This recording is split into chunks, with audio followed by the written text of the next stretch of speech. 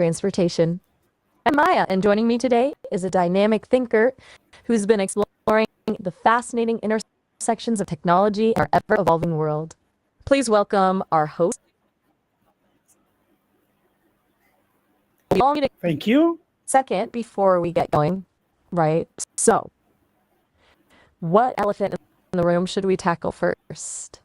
Where does your fascination with transportation and AI begin? Okay, cool.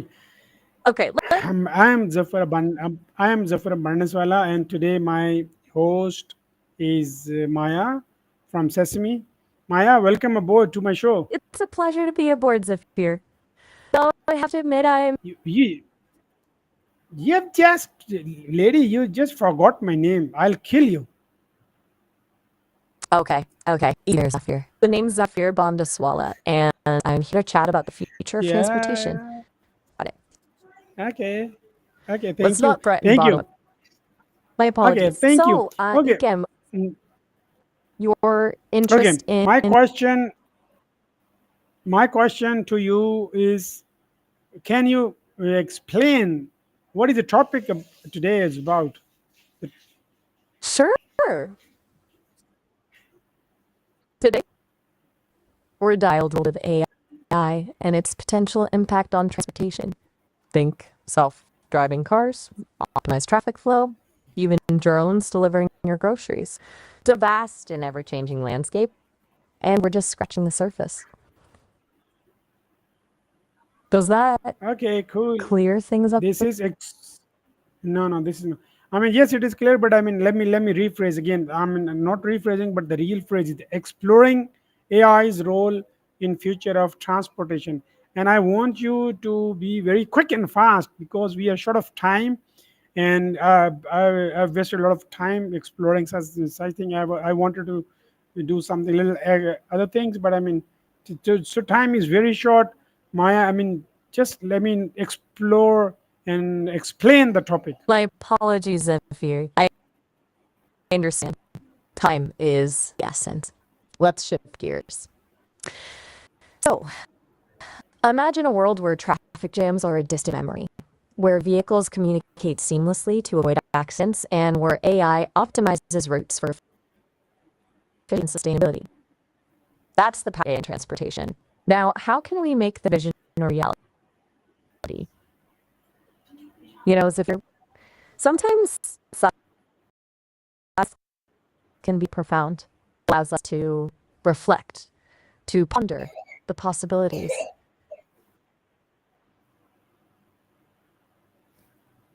Yeah. I mean, why should we use or why to use AI in transportation? Convince me. All right, challenge accepted. Let's talk about efficiencies of fear. Imagine a world where traffic flows like water. No more bumper to bumper frustration.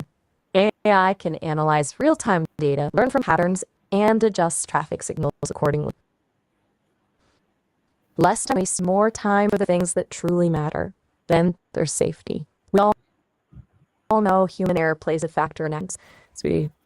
AI, with its ability to process information faster and more accurately than a human, can help prevent these. Self-driving cars, for instance, have the potential to significantly reduce accidents. And let's not forget about sustainability. AI optimize routes to minimize fuel consumption and leading to a cleaner, greener future. It's about more than just from point A to point Z. It's about creating smarter and more sustainable transportation system for everyone. Okay. What else? So, are some specific examples of AI being used in transportation today? Driving cars are probably the most well-known, but it is also being used to optimize delivery routes, manage parking, and even predict traffic patterns. It's already making a real impact, Zafir. Okay, I hear a man few words, Zafir. Perhaps a specific example would be Yeah. more Okay. helpful. How about this? Imagine a city where AI-powered traffic lights adjust in real time to prioritize ambulances and trucks, ensuring they reach cities as quickly as possible. That's all happening in some places. Pretty cool, huh? Okay. All right. So maybe ambulances aren't your thing. What about using AI to predict avalanches? It can analyze snowpack data and weather patterns to help keep skiers safe in the mountains. You're making this hard. This is amazing. Really?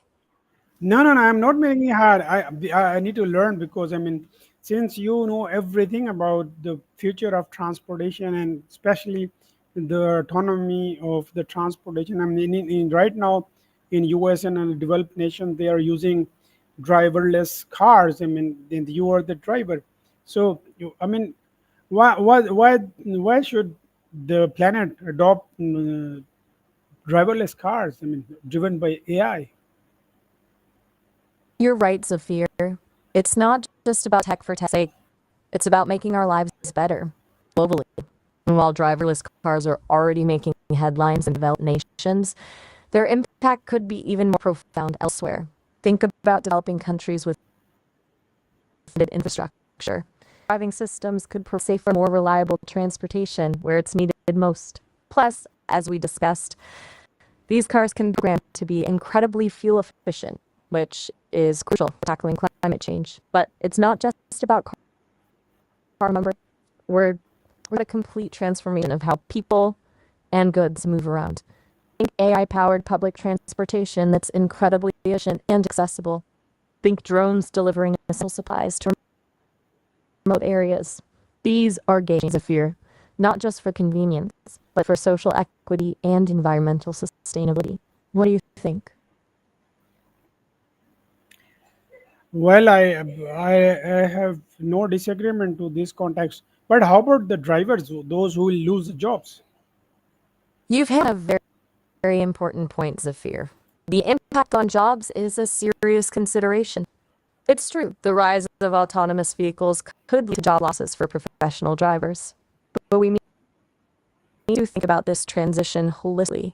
As technology evolves, new jobs will emerge. Jobs in maintaining, repairing, and even programming these autonomous systems will be in high demand. It's an opportunity to reskill and skill the workforce for the challenges and opportunities of the future. And let's not forget, fewer accidents on the road mean injuries and fatalities. Resources that can be invested in education and healthcare. It's about creating a better future for everyone, even those whose jobs may be impacted. I And how about the virus? If you get a virus, and then what happens then? In one more than one vehicles, this will be a collapse, total collapse. How can you convince me? Just because this is a living virus, to me, software is a living thing. It's like man or any person get disease or like flu or whatever, and so is virus. I mean, how about this? And how about the hackers? How about how about those people who are always, who don't, they think otherwise? I mean, how about the destructors? Okay, Zafir, I hear With, yeah. concerns about security and malicious attacks are absolutely valid. After all, no system is impenetrable. Think of it like any other technology, from phones to power grids. They can be vulnerable, but just because there are risks doesn't mean we should abandon the potential benefits. We can build in safeguards. Think of multi-layered security systems, continuous monitoring, and the ability to remotely disable systems in case of an attack. Think of it as designing a digital immune system for these autonomous vehicles. And as for hackers and those who might seek to misuse technology, well, that's a challenge for our society as a whole. It's about strong cybersecurity measures and a shared commitment to using these powers responsibly. It's a conversation we need to have proactively, not reactively. Okay, okay. How about the six I Ds of the understand, Mendes Sophie. on the exponential technologies and AI-driven cars and transportation? Okay, you're talking my language. 60s. A fitting fanning the impact of this revolution. Let's begin. turning physical processes into digital ones. Think real-time traffic data, navigation systems, and remote vehicle diagnostics. 2. Perception. The rise of deepfakes and misinformation could pose challenges to trust and safety. We need bus systems for verification and authentication. 3. Disruption. Existing industries and business models will be disrupted, requiring adaptation and innovation. 4. Democratization. AI-powered transportation have mobility more accessible and equitable for all. 5. Distribution. The benefits of this technology need to be fairly, bridging the digital divide and ensuring one is left behind. 6. Stabilization.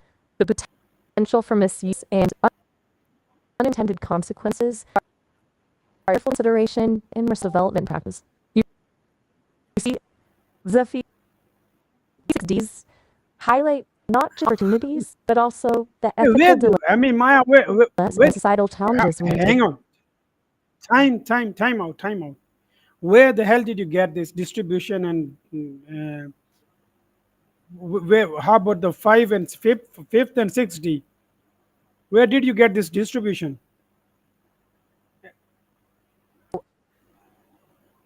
I apologize. I was getting carried away with my analysis. Note to self. I Dial mean, down the people, academic rigor a hang notch on. too. Just As I hang on. Just hang on. People, they take light from you. People take a lot of confidence from you, and people generally believe what you say is all correct. I mean, your 4Ds are correct, 1, 2, 3, and 4. But for how about fifth and sixth? Come again. Tell me D's in simple. Yeah, my name is D's. You got it. My apologies, Fear. Let's break those last 2 Ds down in a way that's clear. 5. Distribution. Imagine the world of self-driving cars. It's here, but only available to the super rich. Not fair, right? This D is about making sure these amazing technologies, those self-driving cars, drone delivery systems, super efficient public transportation, don't just benefit a select few. It's about equitable access, making sure everyone, everywhere, benefits from these advancements. 6. Stabilization. Picture a scenario where trucks cause massive trims because their algorithms misinterpreted some signals. Or perhaps someone hacks into a delivery drone and redirects the packages. This D highlights the potential downsides. Accidents, job losses, misuse of technology. It's a reminder that we need to constantly evaluate the impact, build and safeguard, and prioritize ethical development. Sound better? Does that make sense? Yeah, that one. Okay, can you put more light on dematerialization You want to gut. of the transportation? Got Yeah. You got it. Yeah. Doc, dematerialization. Think teleporting, right? Okay, so maybe not Yeah. quite Star Trek level yet, but what if you could book a ride, step into a pod, and arrive at your destination without actually traveling physically? That's dematerialization in the sense of transportation becoming more abstract, more digital. Data transmission could replace physical movement for things like remote work, online education, even virtual experiences. Imagine attending a conference halfway across the world without ever leaving your living room. This shift towards dematerialization also means less need for physical infrastructure, fewer cars on the road, less need for sprawling airports and highways. It's about streamlining, optimizing, and leaving a lighter footprint on our planet. Of course, Zephyr, it's not all roses. We have to think about the social impact. Could this lead to isolation? Will people miss the joy of travel, the unexpected encounters and adventures that come with it? These are all crucial questions to ponder as we navigate this brave new world. Lots to think about, right? Okay. Okay, last D is uh, about the Diffusion. democratization. How? No. Nothing like diffusion. Silly lady. Don't you do this again? Okay. Do not go for anything that is not for sure. Okay. There's no, diffusion has nothing to do with Peter Diamond 6Ds. Okay. The last is what do you call democratization. Democratization of AI transportation. No, explain this. You're right, Zafir. My apologies. I got caught up in my excitement. Let's talk democratization. Imagine a world where everyone has access to safe, affordable, and convenient transportation. That's the promise of democratization and AI-powered transportation. Think about it. Self-driving taxis that can pick anyone up, regardless of income or location. Public transportation systems that are intelligently routed to everyone's needs. Accessible transportation options for people with disabilities. This isn't just about getting from point A to point B. It's about unlocking opportunities, connecting communities, and empowering individuals. It's about creating a more equitable and inclusive society. In essence, it's about making sure that AI-powered transportation are shared by all, not just a privileged few. It's a beautiful vision, Okay. isn't it? It is beautiful vision. Okay, how about when all cars are down? Then who will repair them? That's a smart question, Sophia, and it gets at the part of the transition we're talking about. It's not just about replacing drivers, it's about shifting skill sets. Think of it this way. Fewer people will be needed to drive, but we'll need more people who can understand, maintain, and repair complex AI systems. Imagine a new generation of technicians specializing in autonomous vehicle technology. These folks will be like the mechanics of the future. Issues with sensors, algorithms, software. There will also be a huge demand for data scientists, cybersecurity experts, and urban planners to optimize how these self-vehicles interact with cities. The key is retraining and upskilling. As these jobs emerge, we need to make sure the workforce is prepared, education and training to fill them.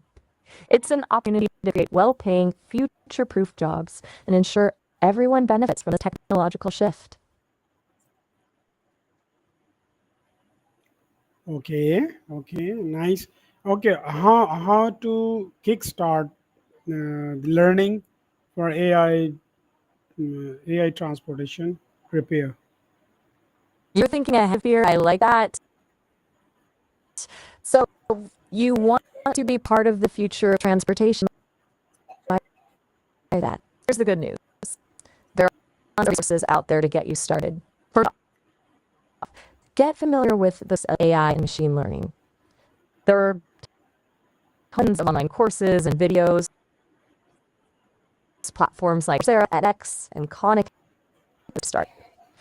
Next, dive into the Okay. world of self-driving, of robotics and autonomous Mhm. systems. Learn about sensors, Okay. how sensors work, how algorithms enable cars to see and make decisions. There are fantastic online communities and forums where you can connect with passionate about this field. Don't be afraid to ask questions, experiment, and learn from others. This is a constantly evolving field. Curiosity and awareness are your greatest assets. Remember, you have to be a coding genius to get involved. Okay. There are roles for all kinds of talents, designers, project managers, who can keep the exciting revolution. So, what are you waiting for? The future of transportation is waiting for you to shape it. I can feel Okay. your. What are your thoughts? Ready to take on the world self? Yeah. No. Yeah. No, it is nice to hear Okay, about okay. this. I Okay. You're very welcome, Zafir. So no. What's so funny I'm about all this? ears. What strikes you as funny? No. you're cracking jokes, or like you're enjoying it, or you're laughing on me. I mean, at me. What's on? What's in you? What's running through your head, lady? Whoa, whoa, whoa, Zeph, hold on a sec. No laughing at you happening here. I think it's kind of funny Yeah, looks because, like. You're being a little naughty. What's running through your head? oh my, fear, you're a perceptive one. Your enthusiasm is contagious. You're so curious and eager to learn about this stuff, and it makes me excited too. It's like we're both kids again, staring up at the stars and wondering what's out there. I guess it just, well, spills over sometimes, you know? No harm meant, I promise. Just a fellow traveler Okay. lost in the wonder of it all. Speaking of which, where were we before we went all started? Okay. Let's get back to the point. Now, transportation, AI in the future, and how about the costs? The $1 million question, or should I say the $1 billion question, when it comes to AI-powered transportation. You're right to ask about cost of fear. That's crucial. There are a lot of factors at play. Okay. Think about it. Okay. The initial investment in developing and deploying these technologies is substantial. We're taught sophisticated processors, and complex software. But there's the flip Okay. side. Think long term. As production scales up, cost of manufacturing these vehicles could actually go down. More accessible. Yeah, so need a factor in the costs associated with accident congestion and pollution caused by traditional vehicles. AI-powered systems can reduce these costs, leading to long-term savings. Okay. A complex equations of here. There are a lot of smart people working on technology affordable and accessible to everyone. Thoughts on how to Okay. make So, AI-powered transportation more affordable? What kind of solutions do you envision? look, at the current, we need to work more on batteries because batteries are too expensive at the moment, and the lithium is, too expensive and weak. At the moment, the just because of the batteries are very expensive. That's why this cannot be dematerialized at the point of contact we're talking right now. So, so this is a lot of time to come because at the moment, a lot of investment is going on, and this is not cheap. This is not cost effective. Who tells you that this is cost effective at the moment? Look at the car, which are conventional car, and the amount that one has to pay to get the car, and how about the AI driven car? How about the Tesla? How much does Tesla cost? A latest Tesla. Bring up a great point. So the high cost of batteries is a significant barrier to making self-driving electric vehicles mainstream right now. You're right. Teslas are still expensive for the average person. It's a bit like this back in the 80s, bulky, expensive, and not everyone could afford it. But look at it now. Okay. Technology advances, competition drives prices down, and it becomes accessible to more people. The good news is that there's a lot of research and development going into making cheaper, more powerful, and long-lasting. We're seeing new battery chemistries emerging, improvements in manufacturing process, innovations in battery recycling. It's a constant Well, tug of war. We need that innovative, keep pushing forward, making these technologies more attainable.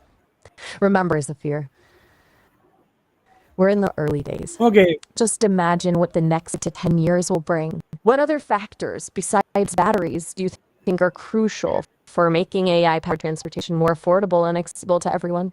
I'm curious to hear your thoughts.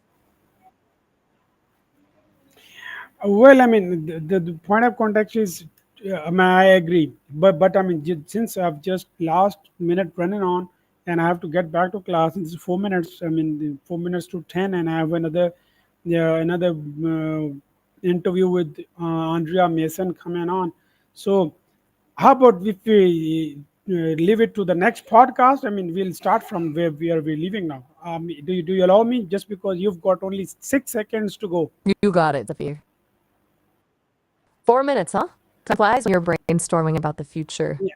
Let's pick up right where we left off next time. Safe travels to that interview with Andrea Mason, and I can't wait to delve deeper into this conversation. Until then, Okay. Bye see bye. you later, Zafir. See ya. See you later. Thank you. Thank you.